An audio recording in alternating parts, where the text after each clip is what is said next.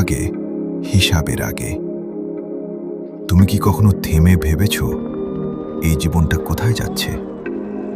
দিন যাচ্ছে, রাত যাচ্ছে, কিন্তু তুমি কি এগোচ্ছ নাকি হারিয়ে যাচ্ছ?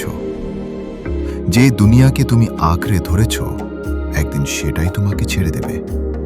আর তখন শুরু হবে আসল সত্য। আল্লাহ তাআলা কোরআনে বলেন, প্রত্যেক প্রাণীকেই মৃত্যুর স্বাদ গ্রহণ করতে হবে। সূরা আলে ইমরান 3:185।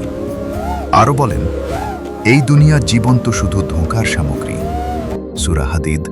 ভাবো, যে দুনিয়ার জন্য তুমি নামাজ ফেলে দাও, যে দুনিয়ার জন্য তুমি আল্লাহকে ভুলে যাও, সেই দুনিয়াকেই আল্লাহ বলছেন ধোঁকা। তাহলে তুমি কিসের পিছনে ছুটছ? রাসূলুল্লাহ সাল্লাল্লাহু আলাইহি ওয়াসাল্লাম বলেছেন, বেশি বেশি স্মরণ করো সেই জিনিসকে যা সব আনন্দকে ভেঙে দেয়, অর্থাৎ মৃত্যু। মৃত্যু কোনো নোটিশ দিয়ে আসে না, সে হঠাৎ আসে। হয়তো তুমি এখন ঠিক আছো, কিন্তু পরের মুহূর্তটা তোমার হাতে নেই। যেদিন তোমাকে কবরে শোয়ানো হবে, মানুষ কিছুক্ষণ কাঁদবে, তারপর সবাই চলে যাবে। বন্ধুরা চলে যাবে, পরিবার ফিরে যাবে, তুমি আর তোমার আমল।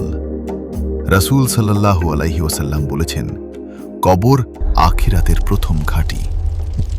সেখানে যদি শান্তি পাও, তাহলে সামনে আলো, আর যদি না পাও, তাহলে সামনে শুধু অন্ধকার।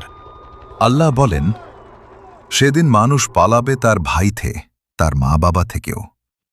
ভাবো সেই দিনটা, যেদিন কেউ কাউকে চিনবে না, সবাই নিজের চিন্তায় ব্যস্ত। তুমি তখন একা দাঁড়িয়ে থাকবে, তোমার আমলনামা হাতে। এখনো সময় আছে, ফিরে আসো, নামাজে ফিরে আসো, কুরআনের কাছে ফিরে আসো, গুনাহ থেকে তাওবা করো। কারণ আল্লাহ বলেন, আমার বান্দারা, তোমরা নিরাশ হইও না, আমি সব গুনাহ ক্ষমা করি। তুমি যত দূরেই চলে যাও, আল্লাহর দরজা এখনো খোলা। কিন্তু মনে রেখো, একদিন সেই দরজা বন্ধ হয়ে যাবে।